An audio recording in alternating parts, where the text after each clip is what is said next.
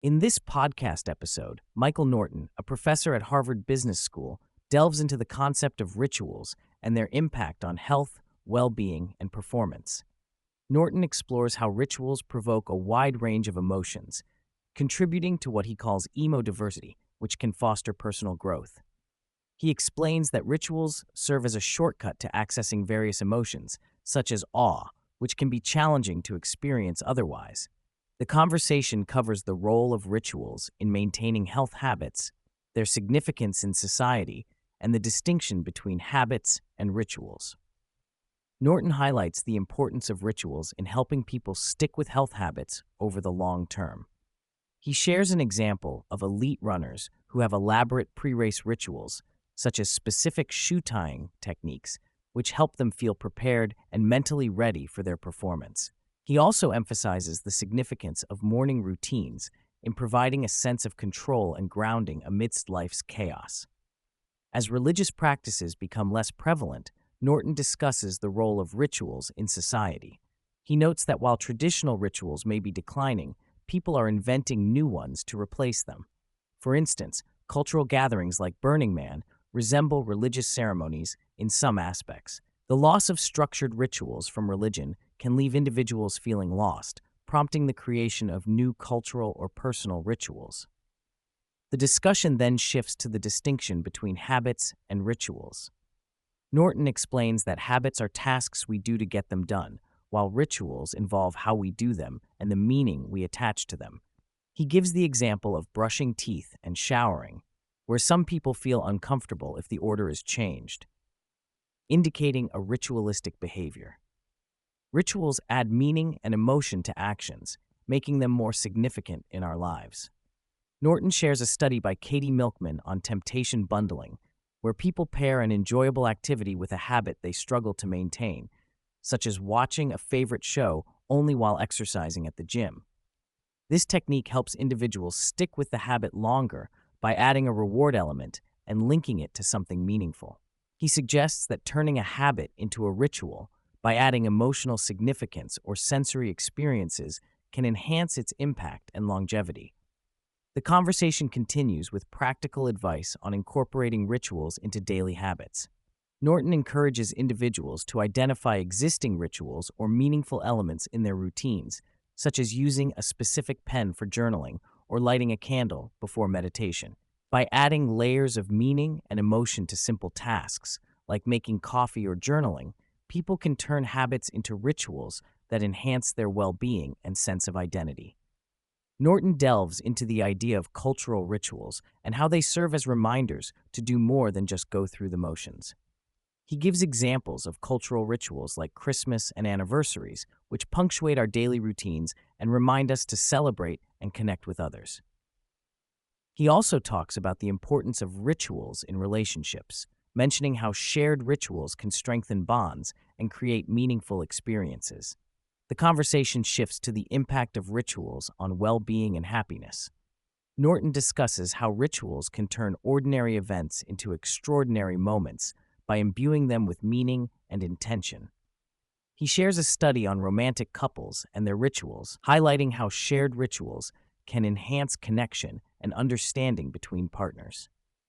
Reflecting on his personal experience with rituals, particularly after becoming a parent, Norton shares how he and his wife developed a sleep ritual for their daughter. This ritual helped them navigate the challenges of parenthood and create a sense of control in a chaotic time. This realization led Norton to appreciate the role of rituals in providing structure and meaning in everyday life. The discussion then explores the subjective nature of rituals and how they can vary from person to person. Norton explains that rituals are not just about the actions themselves, but the meaning and intention behind them.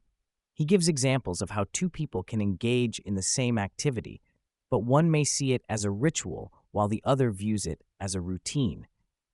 This highlights the importance of shared values and understanding in creating meaningful rituals. Norton shares how studying rituals has influenced his work environment, particularly in his research lab.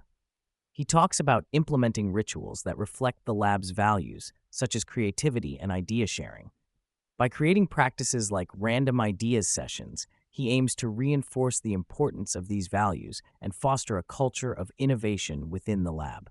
The conversation touches on the role of rituals in building connections and fostering a sense of belonging.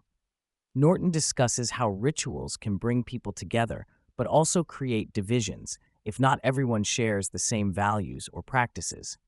He emphasizes the importance of finding rituals that resonate with individuals and contribute to a sense of community and shared purpose. Norton addresses the trend of virtual gatherings and the impact on in-person rituals like yoga classes. He encourages people to not neglect the social aspect of rituals and the benefits of engaging with others in a shared activity. He suggests that while virtual practices can be convenient, there is value in maintaining in-person rituals for connection, social interaction, and overall well-being. One of the key points discussed is the role of rituals in performance, particularly in sports. Norton gives examples of famous athletes like Rafael Nadal, Tom Brady, and Serena Williams who have specific rituals before and during their performances. He explains that these rituals help athletes feel prepared and focused and can also help regulate their response to failure. He mentions a study that shows how engaging in rituals can dampen negative responses to errors and prevent rumination.